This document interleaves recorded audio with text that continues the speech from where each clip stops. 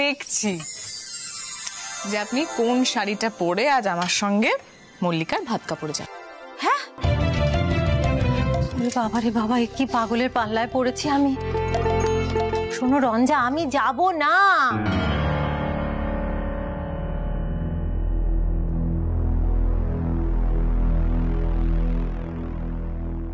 আপনি যাবেন।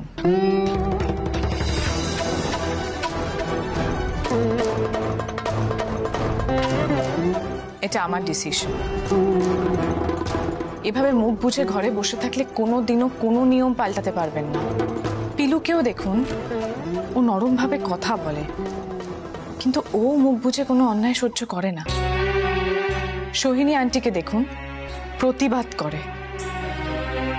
আমিও দেখি আজ একজন মা কিভাবে তার মেয়ের কাছে না গিয়ে পারে।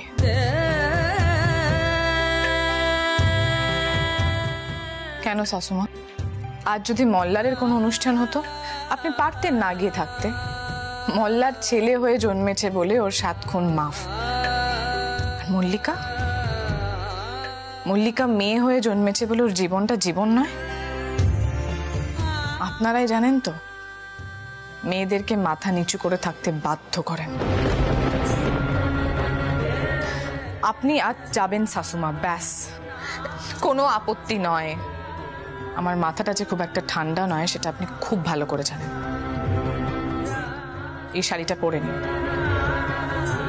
5 মিনিটে বেরোবো।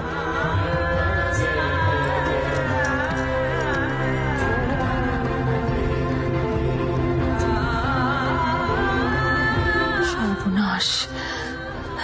ঠাকুর, এ কি বিপত্তি হলো ঠাকুর? কি করব এখন আমি?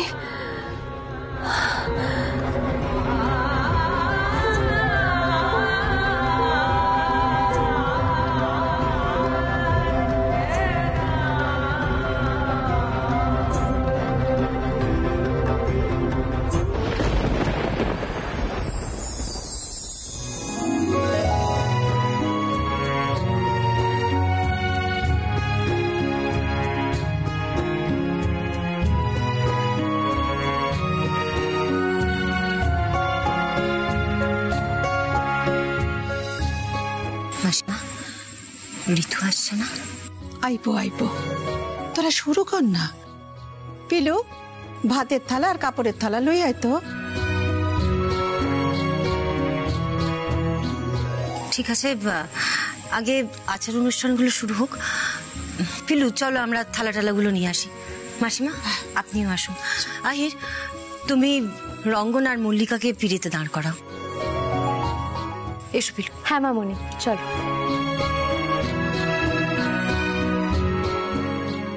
রঙ্গন,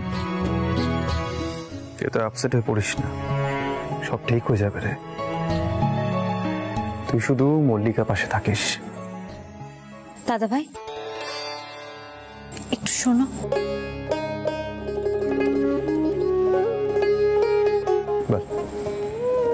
বলছি যে এখনো তো সময় আছে, এই অনুষ্ঠানটা বন্ধ করা যায় না? মানে মায়ের যে ব্যাপারটা ভালো লাগছে না সেটা তো আমরা সকলেই বুঝতে পারছি, তাই না? দেখো না, ওই বাড়ির থেকেও তো আমাদের পাশে কেউ নেই। নেই মানে? তো আমি আছি, পিলু আছে, রঞ্জা আছে, মা আছে, কেউ নেই? কি বলছিস তুই? না না দাদা ভাই, আমি সেটা বলছি না। তোমরা তো নিজেদেরকে ওই বাড়ির বলে মনেই করো না। আশ্চর্য! আরে বাবা, আমি তো নিজেকে তো দাদা বলে মনে করি। এত মন খারাপ করিস না প্লিজ।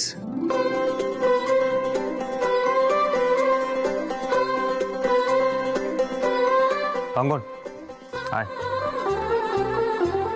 রঙ্গন, একে একে থালাগুলো মল্লিকার হাতে ধরা, আর মুখে বল, আজ থেকে 7 জন্মের জন্য মল্লিকার ভাত কাপড়ের দায়িত্ব তোর। রঙ্গন, ঘাড়ে কিন্তু তোর দায়িত্বটা পড়ে গেল না। আমরা এখানে কিন্তু সবাই সাক্ষী রইলাম। শুধু আমরাই না, আরো একজন সাক্ষী হতে এসেছে মল্লিকা।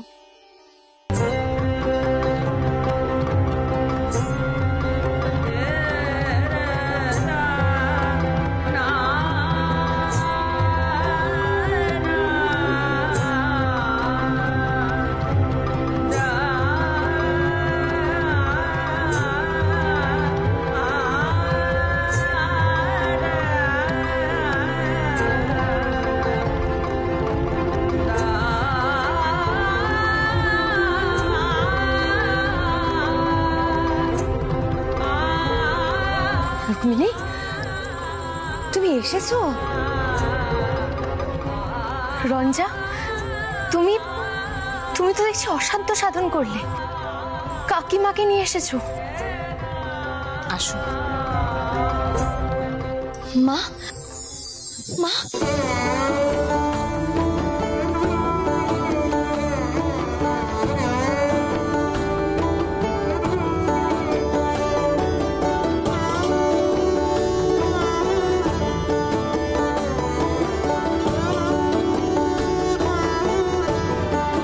কেমন আছিস মা? ভালো আছি মা, আমি খুব ভালো আছি। তুমি আইছো, খুব ভালো করছো মা। মায়ের ভাত কাপড়ের অনুষ্ঠান দেখে যাও।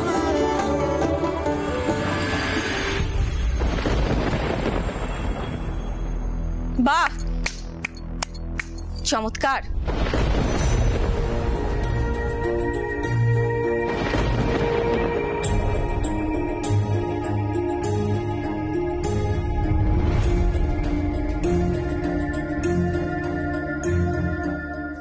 দেখতে এসছেন বুঝি আপনাদের মেয়েকে আমরা মেরে ফেলেছি কিনা,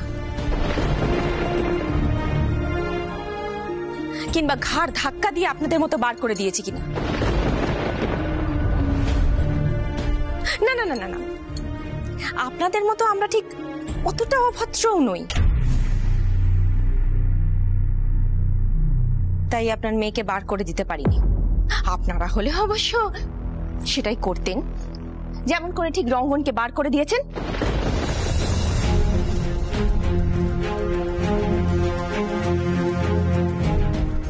ঋতু, রুক্মিণী তোর অতিথি রে,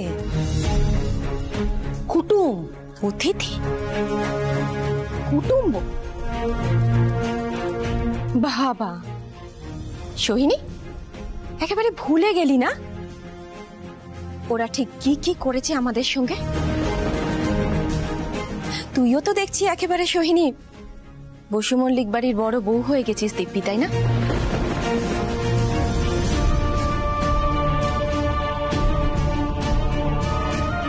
ছোট মা, এবারের কেউ তো আমরা বসু মল্লিকদের মতন ব্যবহার করি না মানুষজনের সঙ্গে, তাই না? বাবা রঞ্জা, তুইও তো দেখছি বেশ উল্টো সুরে গাইছিস। মা প্লিজ প্লিজ মা, আর নিজেকে ছোট করো না।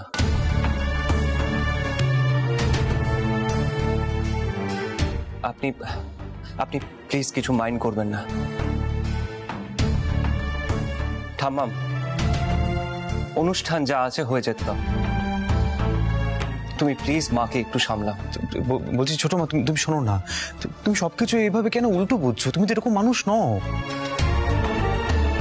কাকিমার এ বাড়িতে এসে মল্লিকার পাশে দাঁড়ানো, এটা যে কত বড় একটা পদক্ষেপ, এটা তুমি বুঝবে না? কাকিমা, তুমি তুমি মল্লিকার পাশে থাকো, ওর ভালো লাগবে। ছোট মা একটু আপসেট আছে, কিন্তু সব ঠিক হয়ে যাবে।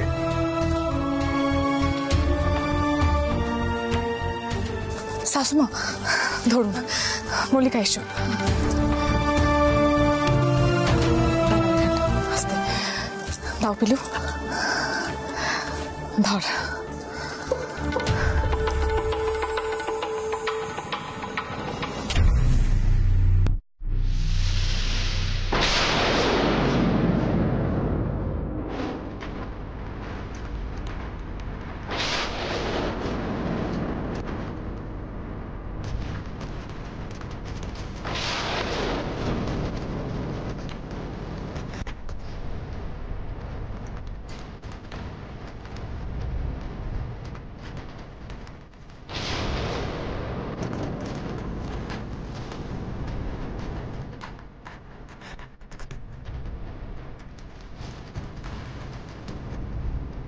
মল্লিকার শ্বশুর বাড়িতে এসে শাক বাজাচ্ছ তুমি? এই কথাটা দাদুর কানে গেলে কি হবে ভাবতে পারছো? কে এনেছে তোমাকে এখানে? মা চুপ করে থাকো না, বলো কে এনেছে? রঞ্জা।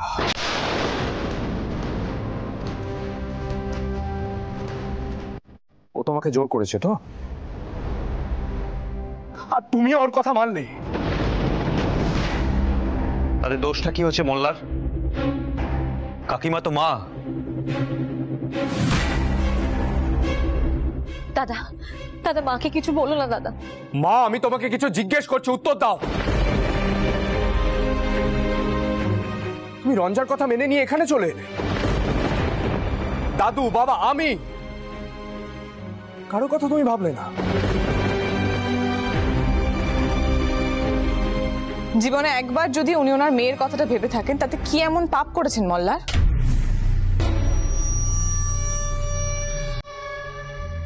উনি তো মল্লিকারও মা। উনি মল্লিকাকে জন্ম দেননি?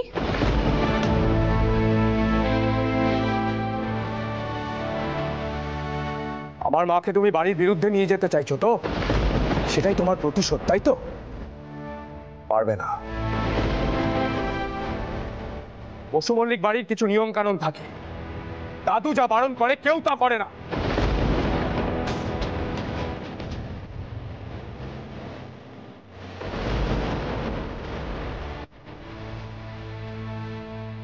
বাহ, তুমি চলো এখান থেকে। মল্লিকা ও বাড়ির কেউ নয়।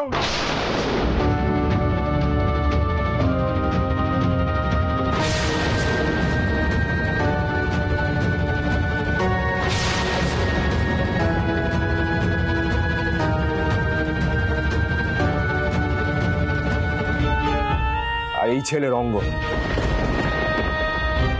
একদিন না একদিন আমার হাতেই মরবে, দেখে রেখো।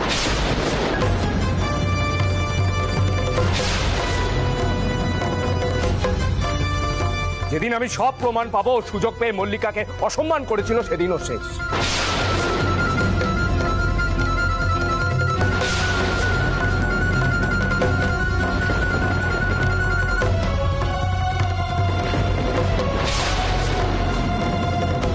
কেউ আটকাতে পারবে না, এমনকি মল্লিকার নতুন পাওয়া দাদা ভাইও নয়। চলো।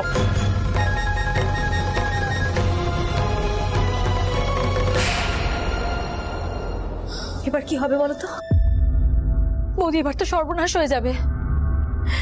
মাকে তুমি কেন এখানে নিয়ে আসতে গেলে বলো দেখি, কি হবে এখন? মল্লিকা দিদি, তুমি ভয় পেও না। কাকিমাকে কেউ কিচ্ছু করতে পারবে না। সবার সামনে মোল্লার এভাবে আমাদের শাসিয়ে গেল, এরপরেও তোমরা সবাই এই বিয়েটা টিকিয়ে রাখবে তো? যে যা পারো করো। রঙ্গন, এত কিছুর পরেও তুই নিশ্চয়ই পিছিয়ে যাবি না? মল্লিকার দায়িত্বটা নিবি।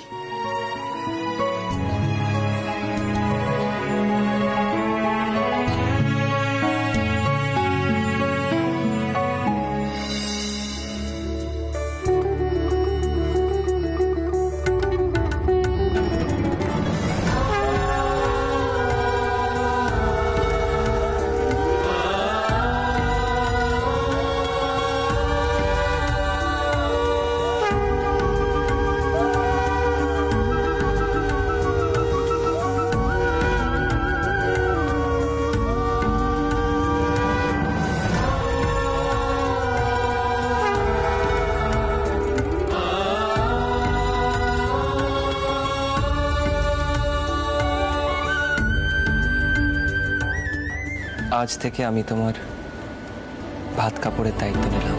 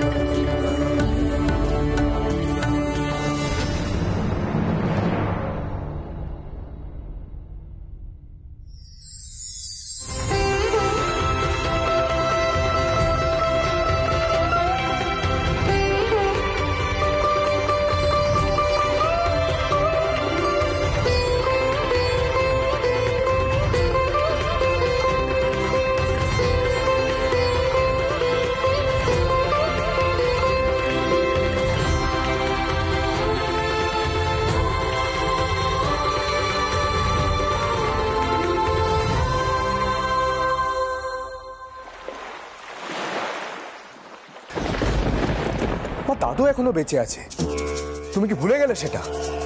আরে আমি তো টের পেয়ে তোমাকে আনতে গেলাম। তুমি কেন বুঝতে পারছো না রঞ্জা কি চায়? ও ভাবছে তোমাকে হাত করবে, তুমি ওর পাতা ফাঁদে পা দিচ্ছ সেটা তুমি বুঝতেই পারছো না। আরে ও তো ইচ্ছে করে মল্লিকার বিয়েতে সাপোর্ট করেছে, নয়তো ওর হাব ভাব দেখে মনে হয় নিজের ননদের জন্য এতটা চিন্তা করবে? মনে হয় প্রতিশোধ নিচ্ছে রঞ্জা। তুমি কি করে ওদের কথা ও বাড়িতে চলে গেলে, মল্লিকার ভাত কাপড়ের অনুষ্ঠানে শাঁখ বাজালে? মা, আহির, পিলু, রঞ্জা, এমনকি জেঠিমণিও সুরমণ্ডলের লোক হয়েই রয়ে গেছে। ছোট বউ, যে অবস্থায় আছো সেই অবস্থায় বাড়ি থেকে বেরিয়ে যাও। আমি বলছি বেরিয়ে যাও বাড়ি থেকে। চুপ কর সুকুমার। ছোট বউ, তোর কি আক্কেল কাণ্ড সব গেছে রে? তুই গেলি ও বাড়িতে মেয়ের কাছে, তার ভাত কাপড়ের অনুষ্ঠান দেখলি? শেষে তুমি আঘাতটা দিলে ছোট বউ। আমি আর বেঁচে থেকে কি করব কে জানে। বাবা, আপনি কেন এরকম কথা বলছেন? আপনি কেন আপনার নিজের দাপট ছাড়ছেন? আপনি দেখুন আপনার সামনে ওকে আমি কেমন শিক্ষা দিই। এই বাড়িতে থাকবে না আপনার ছোট বৌমা, আজ থেকে বাড়িতে ও থাকবে না, বাড়ির বাইরে থাকবে।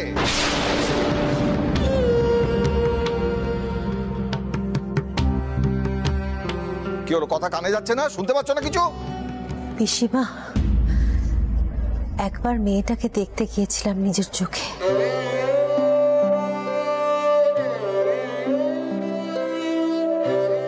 মা তো পেটে ধরেছি মেয়েটাকে, এভাবে কিভাবে সম্পর্ক কেটে দেব বলুন তো?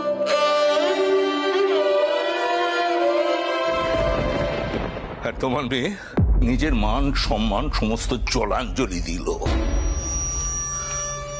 আমাদের নাক কান কেটে দিল। বিধবা হয়ে ওই সুরমণ্ডলের ছেলেকে বিয়ে করলো। আর ও বাড়িতে তোমার যাওয়া মানে এটাই বোঝায় যে তুমি মা হয়ে এই অনাথ সৃষ্টিকে সমর্থন করছো।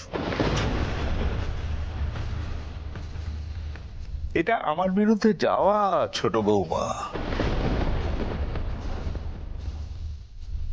আমার বড় নাতি আমার পিঠে ছুরি মারলো, শেষকালে তুমিও। আমার তো ধারণা ছিল তুমি এবারের একটা আদর্শ বউ, কোনোদিন মুখ তুলে কথা বলনি। পা বেড়েছে বাবা, পা বেড়েছে। আপনি আমাকে অনুমতি দিন, যথেষ্ট হয়েছে। বাড়ির বাইরে থাকলেও যথেষ্ট শিক্ষা হবে, তারপর ফিরে এসে আপনার সামনে নাক খত দিয়ে সমস্ত দোষ স্বীকার করবে। এই বেরো তো এখান থেকে, বেরো।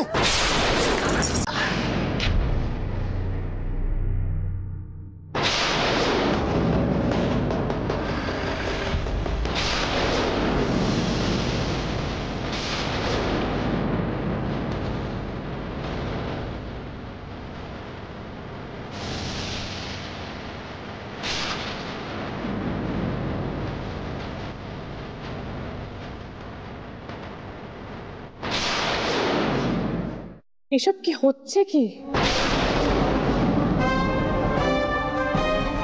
কেন এভাবে অমানুষের মতন ওনাকে ঘাট ধাক্কা দিয়ে বের করে দিচ্ছেন? কোন সাহসে? মল্লার, উনি তো তোমার মা। আমাকে শাসানোর সময় তো 10 বার করে বলতে মায়ের কথা মানতে হবে। এখন মায়ের লাঞ্ছনা হচ্ছে, ছেলে হয়ে সেটা দাঁড়িয়ে দাঁড়িয়ে দেখছো।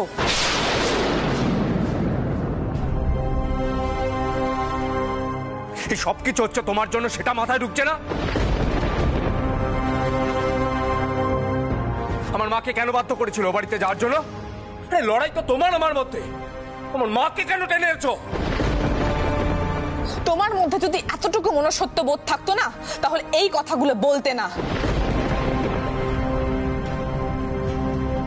দুম করে তোমার দাদু মল্লিকাকে ত্যায্য করে দিলেন কেন?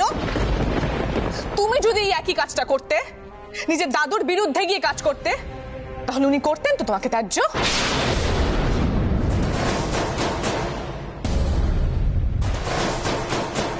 আহির তো আপনার কোনো কথা সমর্থন করে না।